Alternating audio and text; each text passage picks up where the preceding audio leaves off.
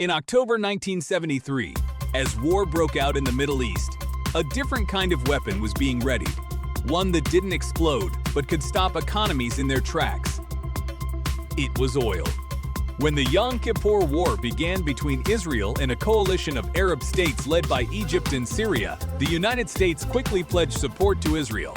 In response, the Organization of Arab Petroleum Exporting Countries (OPEC), led by Saudi Arabia, made a historic decision. They would no longer sell oil to nations supporting Israel.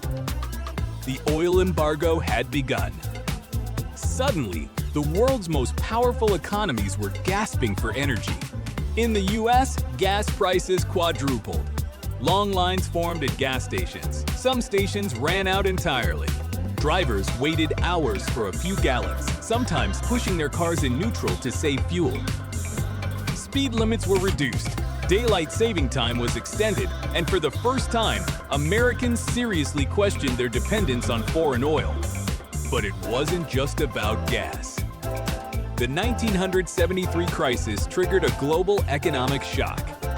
Inflation soared. Recession followed. Governments scrambled to rethink energy policies.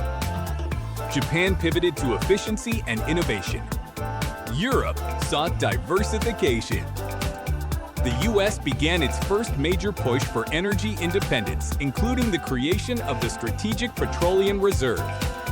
Behind the scenes, OPEC had discovered its true leverage. Oil wasn't just fuel, it was power.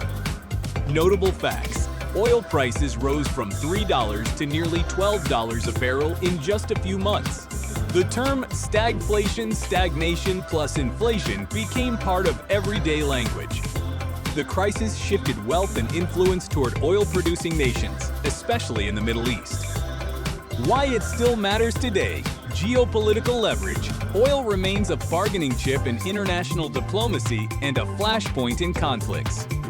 Energy independence. Many modern energy strategies, from electric vehicles to solar farms, are rooted in the lessons of 1973. Climate urgency. As the world races toward renewables, the crisis reminds us how vulnerable dependence can make us, whether it's fossil fuels or any single energy source. Lesson: the 1973 oil crisis showed that energy isn't just about keeping the lights on, it's about who holds the power switch. And in a world increasingly shaped by climate, conflict, and consumption, that lesson still burns bright.